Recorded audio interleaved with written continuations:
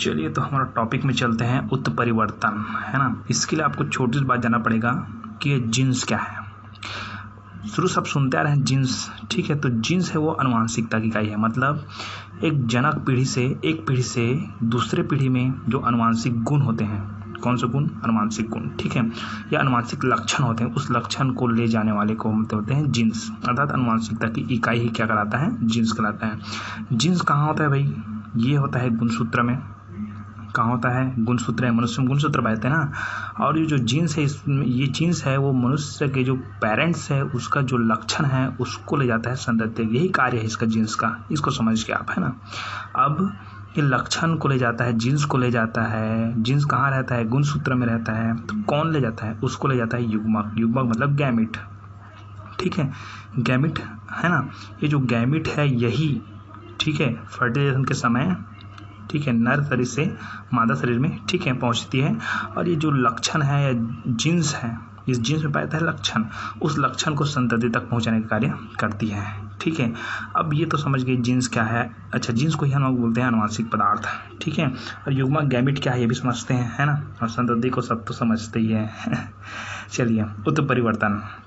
अब हम लोग चलते हैं। पहले नॉर्मल बता रहा हूँ कि एक डिटेल कर रहा हूँ मैं इसको आप नॉर्मल, आप मैं लिखूंगा नहीं, आप डिटेल को नॉर्मल आप लिख लेना पहले कि जो संतति है, यहाँ शुरू करते हैं संतति से, ठीक है। संतति से करते हैं, ठीक है। तो संततियों, है ना। तो सर्वप्रथम क्या होता है कि जो संततियाँ हैं, इस संततियों में जो जीन्स है, जीन्स का क्या होगा? स्थानांतरण होगा, ठीक है। तभी कौन जाएगा? लक्षण जाएगा ना, ठीक है। मतलब संततियों में जो जीन्स का स्थानांतरण होगा, मतलब जीन्स किसको ले जाता है भाई? लक्षण को ले जाता है ना। तो जीन्स का स्थानांतरण होगा तभी लक्षण होगा। और कौन से प्रजनन के समय होता है भाई? दो जीव भाग देते हैं। मतलब कौन सा प्रजनन? लैंगिक प्रजनन, ठीक है।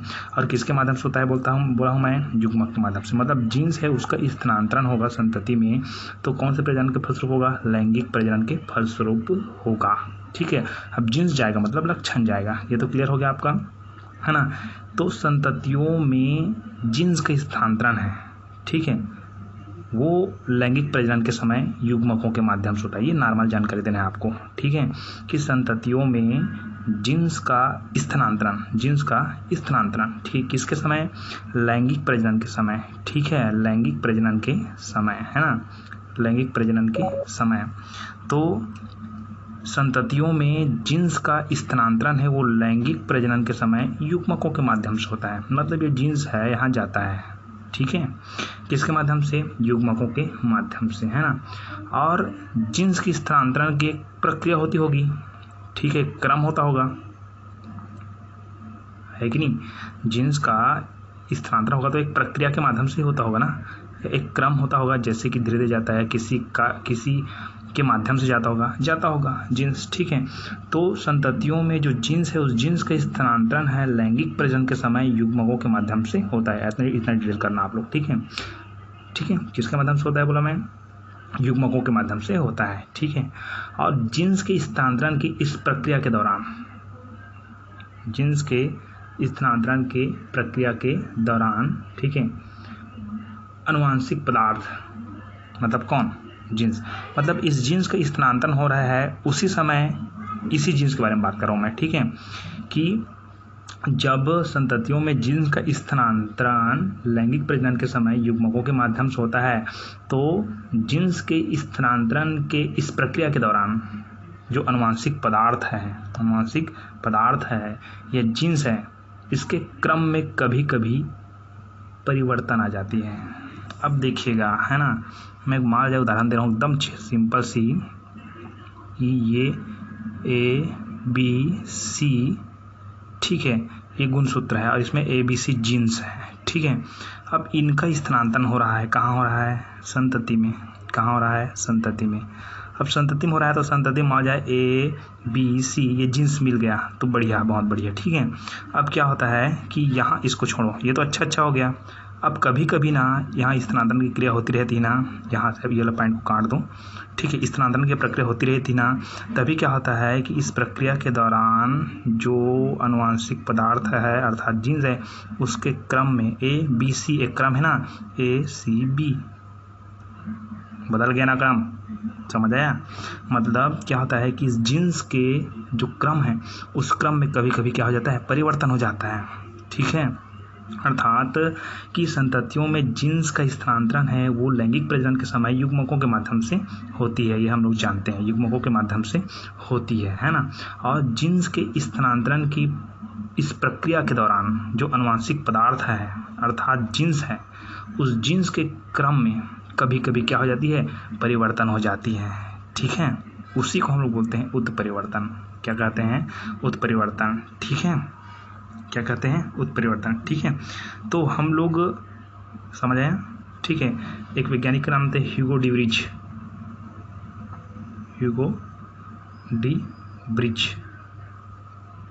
उनके अनुसार, ह्यूगो डी ब्रिज के अनुसार लिखेंगे,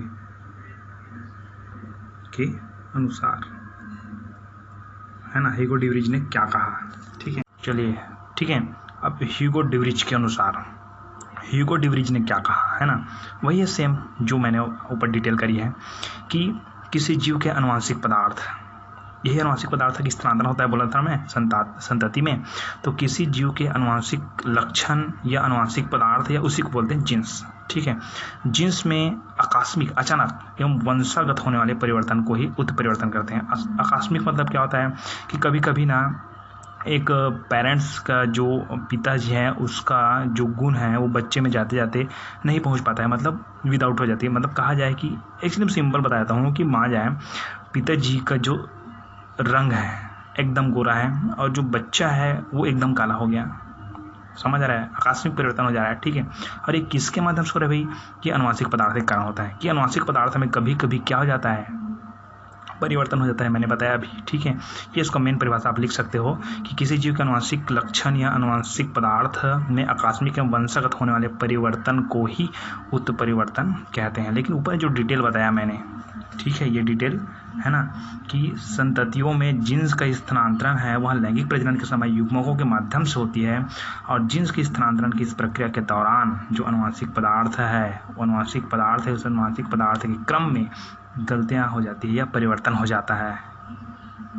अर्थात ह्यूगो डी ब्रिज के अनुसार किसी जीव का आनुवंशिक लक्षण, आनुवंशिक पदार्थ में आकस्मिक वंशागत होने वाले परिवर्तन को हम लोग कहते हैं उत्परिवर्तन, म्यूटेशन। व्हाट इज म्यूटेशन बोलेंगे तो, ठीक है। अब हम लोग चलते हैं म्यूटेशन के प्रकार के बारे में कि कितने प्रकार के म्यूटेशन होते हैं। हाँ, तो मैंने बताया कि उत्परिवर्तन अचानक हो जाता है, जीन्स में होता है। जीन्स में होता है मतलब किस में होता है बोलेंगे हम लोग, आनुवंशिक पदार्थ में होता है। जीन्स में होता है मतलब किस में होता है, आनुवंशिक पदार्थ में। मैं पिछले अभी बता चुका हूँ मैं, ठीक है। और आनुवंशिक पदार्थ में होता है मतलब और किस में होता है, गुणसूत्र। मैंने बताया कि गुणसूत्र में जीन्स, ठीक है, गुणसूत्र में क्या कहता है, जीन्स। मतलब जो परिवर्तन जीन्स में होगा मतलब गुणसूत्र में होगा, ठीक है। तो दोनों को अलग अलग तरीका से बांटा गया है। तो म्यूटेशन के प्रकार के रूप में देखें और उत्परिवर्तन के प्रकार के रूप में तो दो प्रकार हैं, एक तो गुणसूत्री उत्परिवर्तन, हाँ, और एक का नाम है जीन उत्परिवर्तन, ठीक है। मतलब ये समझेंगे कि पहला इसको नॉर्मल में एक एक लाइन में डिटेल करते जा रहा हूँ सबको, ठीक है, कि गुणसूत्री उत्परिवर्तन क्या है ना, कि गुणसूत्रों की संख्या, मनुष्य में कितने जोड़े गुणसूत्र पाए जाते हैं आप जानते हैं, 23 जोड़े गुणसूत्र पाए जाते हैं, अर्थात कुल 46 गुणसूत्र पाए जाते हैं। तो इसका एक लाइन में परिभाषा है गुणसूत्री उत्परिवर्तन क्या है बोलेंगे तो, ठीक है, गुणसूत्रों की संख्या एवं संरचना में होने वाले उत्परिवर्तन को हम लोग कहते हैं गुणसूत्रीय उत्परिवर्तन। ओके, गुणसूत्रों की संरचना एवं संख्या में होने वाले परिवर्तन को हम लोग बोलेंगे गुणसूत्रीय उत्परिवर्तन। समझ आया, गुणसूत्री। अब क्या है तो अब इसका देख लेते हैं कि जीन उत्परिवर्तन क्या है। तो सीधी बात यह है कि जीन या डीएनए के आंतरिक संरचना में कोई परिवर्तन होता है तो उसे हम बोलते हैं जीन उत्परिवर्तन। क्या बोलते हैं, जीन उत्परिवर्तन, ठीक है। या उसी को हम लोग बोलते हैं बिंदु उत्परिवर्तन, भी इसी को कहते हैं जीन उत्परिवर्तन को, है ना। लेकिन इसको मैं अलग से इस टॉपिक का मैं पूरा एक नया वीडियो बनाऊंगा, ठीक है। ये किसके अंदर आ रहा है इसको अब याद रखना है, ये आ रहा है आपका म्यूटेशन के अंतर्गत। अभी हम लोग चलते हैं केवल गुणसूत्री उत्परिवर्तन में, है ना, क्योंकि गुणसूत्री उत्परिवर्तन करीब करीब आधा घंटा का एक टॉपिक है ना। तो गुणसूत्री उत्परिवर्तन ये तो क्लियर हो गया कि उत्परिवर्तन को कितने भागों में बांटे हम लोग, म्यूटेशन को हम लोग कितने भागों में बांटे हैं, दो भागों में, ठीक है। क्या क्या, गुणसूत्रीय उत्परिवर्तन और जिन उत्परिवर्तन। गुणसूत्रों की संख्या एवं संरचना में होने वाले परिवर्तन को गुणसूत्रीय उत्परिवर्तन कहते हैं। जिन की संरचना में होने वाले उत्परिवर्तन को या उनके आणविक संरचना में होने वाले उत्परिवर्तन को हम लोग कहते हैं जिन उत्परिवर्तन, है ना। ठीक है, अब आगे चलते हैं। गुणसूत्रीय उत्परिवर्तन को कितने भागों में बांटा गया है? तो गुणसूत्रीय उत्परिवर्तन को हमने बांटा है 2 भागों में। ठीक है, कितने भागों में बांटा है? 2 भागों में। पहला का नाम है संख्यात्मक। मैंने इसमें क्या बोला गुणसूत्रीय उत्परिवर्तन है कि गुणसूत्रों की संख्या एवं संरचना, 2 चीज बोला, संख्या एवं संरचना। ठीक है, संख्या एवं क्या बोला मैं? संरचना में होने वाले उत्परिवर्तन को गुणसूत्रीय उत्परिवर्तन कहते हैं। तो 2 चीज हमारे पास, एक तो है संख्या और एक है संरचना अर्थात रचना। ठीक है, तो इसको हम 2 भागों में बांट सकते हैं ना। तो संख्या में होगा परिवर्तन या तो संरचना में होगा परिवर्तन। तो पहला है संख्यात्मक गुणसूत्रीय उत्परिवर्तन। अब क्या समझोगे? इसी का व्यवहार इसमें डाल दो कि यदि गुणसूत्रों की संख्या में परिवर्तन हो, ठीक है, या गुणसूत्रों की संख्या में विभिन्नता आए तो उसे संख्यात्मक गुणसूत्रीय उत्परिवर्तन कहते हैं। एक लाइन में परिभाषा दीजिएगा, है ना, कि यदि गुणसूत्रों के संख्या में गुणात्मक परिवर्तन अथवा गुणसूत्रों की संख्या में विभिन्नता आए तो उसे संख्यात्मक गुणसूत्रीय उत्परिवर्तन कहते हैं, या इसी को हम लोग बोलते हैं विषम गुणिता। ये भी याद रखना, विषम गुणिता ये भी कहते हैं इसको, है ना। कि यदि गुणसूत्रों की संख्या में, यदि मत दिखेगा, गुणसूत्रों की संख्या में होने वाले गुणात्मक परिवर्तन अथवा गुणसूत्रों की संख्या में विभिन्नता को विषम गुणिता कहते हैं। ठीक है, अब इधर चलेंगे। देखिए, मैंने बोला कि मैं जिन उत्परिवर्तन का एक टॉपिक बनाऊंगा, ठीक है, उसी तरह मैं रचनात्मक गुणसूत्रीय उत्परिवर्तन का भी एक टॉपिक बनाऊंगा, ये भी याद रखेगा, लेकिन इसको भूलना नहीं है। म्यूटेशन को 2 भागों में बांटा गया है, गुणसूत्रीय उत्परिवर्तन, जीन उत्परिवर्तन। गुणसूत्रीय उत्परिवर्तन 2 भागों में बांटा गया है, संख्यात्मक गुणसूत्रीय उत्परिवर्तन और रचनात्मक गुणसूत्रीय उत्परिवर्तन। ठीक है, ये टॉपिक बहुत लंबा है दोनों, इसीलिए मैं अलग अलग वीडियो में बना रहा हूँ। ठीक है, तो अभी हम लोग केवल चलते हैं संख्यात्मक गुणसूत्रीय उत्परिवर्तन या विषम गुणिता। इसका परिभाषा दे दिया मैंने। ठीक है, अब इसको हम लोग बांटते हैं कितने भागों में? 2 भागों में। ठीक है, एक का नाम है सुगुणिता और एक का नाम है असुगुणिता। कन्फ्यूजन नहीं होने का, ठीक है, इसलिए मैं इसको इस तरह से बता रहा हूँ, है ना, कि संख्यात्मक गुणसूत्रीय उत्परिवर्तन सुगुणिता और असुगुणिता, यूप्लाइडी एंड एनयूप्लाइडी। ठीक है, तो सुगुणिता क्या है? देखिए, 2 तरह से हो सकते हैं परिवर्तन। ठीक है, अब इसको समझिएगा। सुगुणिता तो पूरा गुणसूत्र क्या अगुणित सेट है ना। देखिए, आप जानते हैं गैमेट्स है वो अगुणित होता है, जो युग्मनज है वो द्विगुणित होता है, ये तो आप जानते ही होंगे। ठीक है, तो गुणसूत्र के जो अगुणित सेट हैं, अगुणित द्विगुणित आप 11वीं में पढ़ चुके हो। ठीक है, अगुणित द्विगुणित क्या है करके। तो अब यहाँ पर समझिए क्या बोला जा रहा है कि किसी गुणसूत्र के अगुणित सेट में गुणनोत्तर रूप से वृद्धि होती है, गुणनोत्तर रूप से वृद्धि होती है। ठीक है, अब गुणसूत्र की संख्या में वृद्धि हो रही, मतलब उत्परिवर्तन तो आ रहा है ना, गुणसूत्र के जो क्रम है उसमें परिवर्तन तो आएगा ना। ठीक है, तो यदि गुणसूत्र के अगुणित सेट में, अगुणित मतलब तो द्विगुणित अगुणित का मतलब क्या समझे? 2n मतलब द्विगुणित, n मतलब अगुणित। ठीक है, तो ये सब क्या क्या अगुणित होता है, क्या अगर द्विगुणित होता है, ये 11वीं में पढ़ चुके हैं आप। ठीक है, ओके। हाँ, तो यहाँ पर देखिए कि किसी गुणसूत्र के अगुणित सेट में संपूर्ण रूप से गुणनोत्तर रूप से, गुणात्मक रूप से मतलब ना वृद्धि होती है तो उसे सुगुणिता कहते हैं। अब क्या कन्फ्यूजन बहुत ज़्यादा के मन में होगा कि गुणनोत्तर रूप से क्या है। तो देखिए कि हमारे पास मान लो जाए एग्जाम्पल के लिए 5 गुणसूत्र हैं, तो 5 गुणसूत्र है तो इसमें वृद्धि हो रही है। मान जाए 5 + 2 कितने वृद्धि हुई? 2 की वृद्धि हुई। 5 + 1 कितने 5 + 2 मतलब 2 कर दिया था क्या? 5 + 2 = 7 हो गया। ठीक, कितने की वृद्धि हुई? 2 की वृद्धि हुई। ठीक है, 5 + 1 = 6 कितने की वृद्धि हुई? 1 की वृद्धि। तो 1 की वृद्धि हुई ना, केवल एक की वृद्धि हुई। अब देखिए ये 5 है और अब हो गया 10, कितना गुना हुआ? 5 का दुगुना कितना है? 10, अब 15 हो गया। 5 का तिगुना कितना है? 15, 20। मतलब ये गुणोत्तर रूप से हो रही है, 2 गुना, 3 गुना, 4 गुना बढ़ा है। और ये क्या बढ़ा है? केवल 1 और 2, कन्फ्यूज़न दूर हुआ। ये केवल क्या बढ़ा है? 1 बढ़ा है या तो 2 बढ़ा है, और ये गुणोत्तर रूप से बढ़ा है, 5 गुना, 10 गुना, 20 गुना।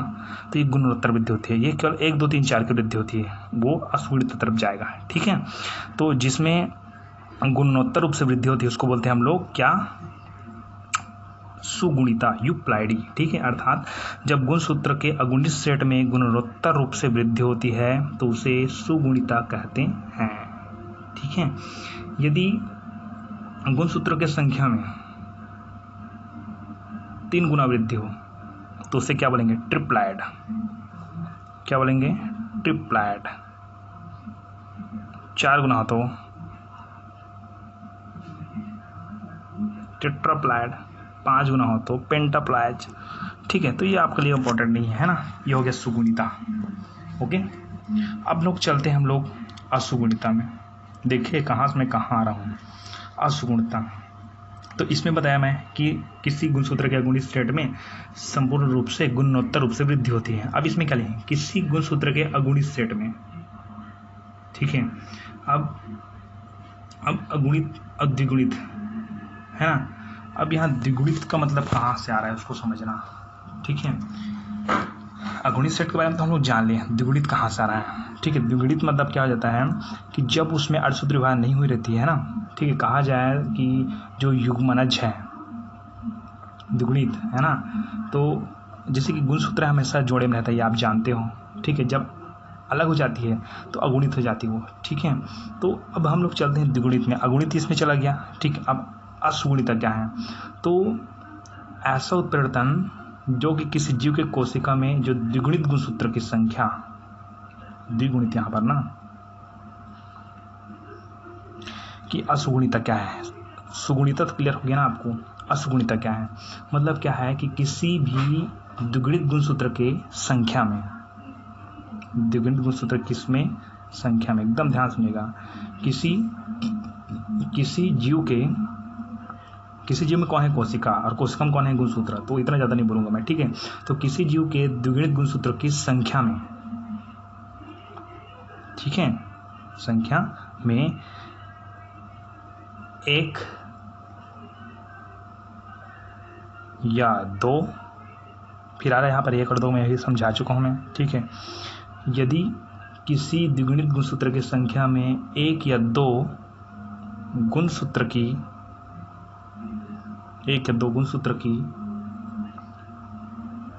वृद्धि, हाँ, या कमी, दोनों में से कोई। ठीक है, दोनों में से कोई होना चाहिए। ऐसा नहीं कि वृद्धि बस हुआ, कमी बस हुआ करके। ठीक है, कि जब किसी द्विगुणित गुणसूत्र की संख्या में, जब किसी ऐसा उत्प्रेरण जिसमें किसी जीव के द्विगुणित गुणसूत्र की संख्या में 1 या 2 गुणसूत्र की वृद्धि या कमी होती है। ठीक है, तो होती है तो उसे असुगुणिता कहते हैं। क्या समझ रहे हैं आप? मतलब किसी भी जो द्विगुणित गुणसूत्र है उस द्विगुणित गुणसूत्र की संख्या में, द्विगुणित गुणसूत्र की किसमें? संख्या में 1 या 2 गुणसूत्र की वृद्धि या कमी होती है। ठीक है, अभी जिन उत्प्रेरण नहीं पढ़ रहे हैं हम लोग, जिन उत्प्रेरण में जिन की वृद्धि कमी वगैरह होगी। ठीक है, लेकिन हम लोग वही पढ़ते हैं गुणसूत्रीय उत्प्रेरण, इसलिए गुणसूत्रों की संख्या में वृद्धि और कमी होती है। तो असुगुणिता क्या है? तो ऐसा उत्प्रेरण जिसमें जीवों के द्विगुणित गुणसूत्र की संख्या में, द्विगुणित गुणसूत्रों की संख्या में 1 या 2 गुणसूत्र की वृद्धि या कमी होती है। देखिए यहाँ पर देखिए, गुणसूत्र उत्प्रेरण हम क्या पढ़े हैं? संख्या, वह उत्प्रेरण जिसमें गुणसूत्र की संख्या या संरचना प्रधान, इसलिए संख्या और संरचना को 2 भाग बांटे, संख्या में बांटे और संरचना में। इसको मैं बाद में बताऊंगा। ठीक है, उसी तरह यहाँ पर भी 2 बार आ रहा है असुगुणिता में। एक आ रहा है 1 या 2 गुणसूत्र की वृद्धि 1 पॉइंट हो गया हमारा, या कमी 2 पॉइंट हो गया ना। इसीलिए जो असुगुणिता है इसको हम लोग 2 भागों में बांटते हैं। ठीक है, ये हाइपोप्लाइडी। और हाइपोप्लाइडी मतलब होता है कमी, ठीक है, हानि। और हाइपर मतलब क्या होता है, वृद्धि। वृद्धि 2 पॉइंट आ गया, कमी हाइपोप्लाइडी और वृद्धि हाइपरप्लाइडी, ठीक है। अब इसका परिभाषा आपको पता है ना कि जब द्विगुणित गुणसूत्र की संख्या में एक या दो गुणसूत्र की हानि, अर्थात हानि मतलब कमी या वृद्धि होता है तो उसे असगुणिता कहते हैं। अब इसी के परिभाषा में वृद्धि भस को जोड़ देना, इसी की परिभाषा में कमी भस को जोड़ देना, तो ये बन जाएगा दोनों, ठीक है। तो यहाँ पर क्या कहते हैं, हाइपोप्लाइडी। हाइपोप्लाइडी मतलब क्या होता है उसको, है ना, कि जब द्विगुणित गुणसूत्र की संख्या में एक या दो गुणसूत्र, यहाँ तक क्लियर, सेम इसकी तरह ही रहेगा।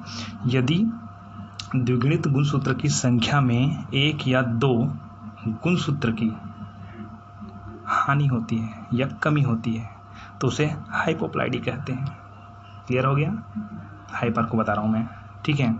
ये कमी वाला है ना, हाइपरप्लाइडी। जब द्विगुणित गुणसूत्र की संख्या में एक या दो, फिर इसी का परिभाषा इसमें डाल रहा हूँ मैं, एक या दो गुणसूत्र की वृद्धि होती है तो इसे हाइपरप्लाइडी कहते हैं। कोई दिक्कत नहीं है इसमें, एकदम छोटी छोटी बात है ना, ठीक है। हाइपरप्लाइडी कहते हैं, इसमें वृद्धि हो रही है ना। इसको रिपीट करके देख लीजिएगा आप, है ना, क्योंकि वीडियो लंबा होता जा रहा है। चलिए, अब हाइपरप्लाइडी में कमी हो रही है।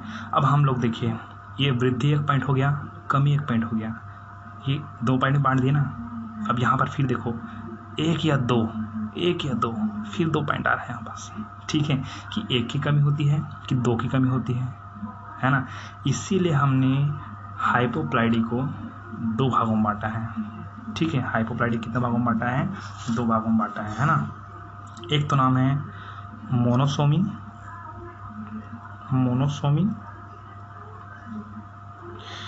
और एक का नाम है नलिसोमी।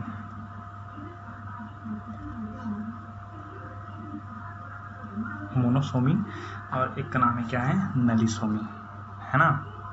ये मोनोसोमी क्या है, नलिसोमी क्या है, एकदम क्लियर, छोटी छोटी बात बस, है ना, और कुछ नहीं है। अब हमने यहाँ पर लिखा है 1 या 2 ऐसा लिख दिया है ना, ठीक है। अब 1 या 2 में क्या जोड़ना है, एक में 1 जोड़ना है, एक में 2 जोड़ना है, बस इतना ही है हाइपोप्लाइडी और हाइपरप्लाइडी क्लियर हो गया। अब मोनोसोमी क्या होता है, फिर इसी का परिभाषा, जब द्विगुणित गुणसूत्र में सिर्फ एक क्रोमोसोम की हानि होती है तो इसे मोनोसोमी कहते हैं। समझ आया? जब द्विगुणित मतलब क्या बताया था मैं, 2n बताया था ना। तो जब द्विगुणित गुणसूत्र सेट में सिर्फ एक क्रोमोसोम की हानि होती है तो उसे हम लोग क्या बोलते हैं, मोनोसोमी कहते हैं। मतलब 2n-1 केवल 1, ठीक है, इसे मोनोसोमी कहते हैं। अब मोनोसोमी लिखोगे उसके बगल में लिख देना आप लोग 2n-1 ऐसे लिख देना, ठीक है, ओके। हाँ, और मोनोसोमी का उदाहरण कौन है लिखेंगे तो टर्नर सिंड्रोम। ये टर्नर सिंड्रोम एक बीमारी है ना, कहा जाए वंशगत बच्चों में होता है, मतलब कहा जाए इसमें ना पूरा बच्चे, इसका डिटेल्स हम लोग बाद में पढ़ेंगे।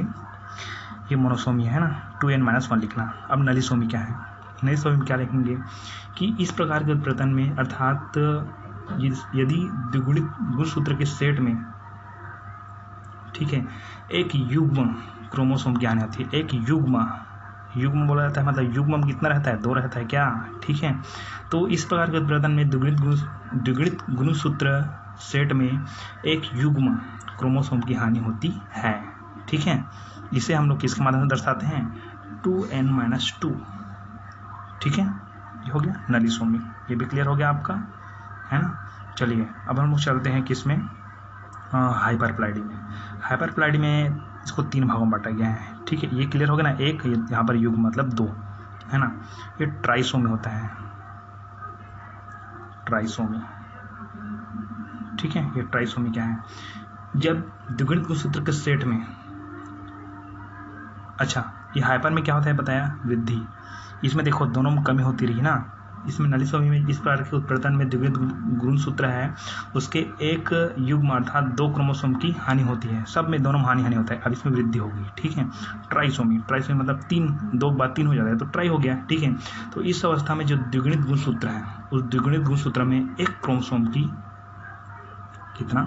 एक क्रोमोसोम की क्या हो जाती है, वृद्धि हो जाती है, ठीक है। अर्थात 2n+1 माइनस था ना इधर, ये +1 हो गया, ठीक है। ट्राइसोमी कहलाता है। क्लियर हो गया आपका ट्राइसोमी क्या है।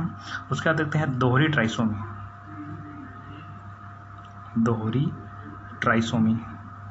ठीक है। अब क्या होता है कि इसमें द्विगुणित गुणसूत्र की संख्या में 2 क्रोमोसोम की वृद्धि होती है, 2 क्रोमोसोम की वृद्धि होती है। इसे हम लोग प्रदर्शित करेंगे 2n+1+1, ठीक है। दोहरी ट्राइसोमी है ना। और एक आता है टेट्रासोमी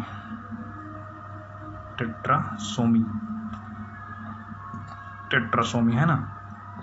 ये समझ रहा है, मतलब 2 गुणसूत्र की वृद्धि हुई है ना, 1 और 2, इन दोनों अलग अलग है, ये भी याद रखना, 1 और ये 1, ठीक है। दोहरी ट्राइसोमी। अब देखिए कि इस प्रकार के उत्परिवर्तन है, इसमें चलते हैं टेट्रासोमी में। इस प्रकार के उत्परिवर्तन है द्विगुणित गुणसूत्र के जोड़े में एक समजात युग्मों की वृद्धि होती है। ये 1 और 2 ये भी युग्म है, लेकिन युग्म नहीं है ना, 2 हो गया मतलब युग्म हो गया, लेकिन ये युग्म नहीं है, एक एक बोलेंगे, ठीक है।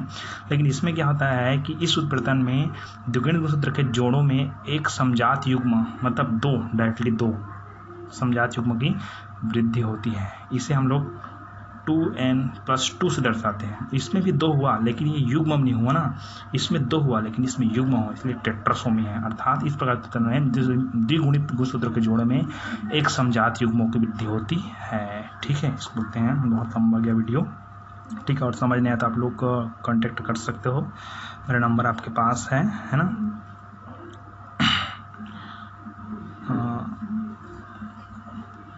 आप YouTube में भी सर्च कर सकते हो, ठीक है। यहाँ पर लिखना बायोलॉजी क्लासेस विथ, मेरा नाम तो जानते हो, इसमें साहू डाल देना, ठीक है।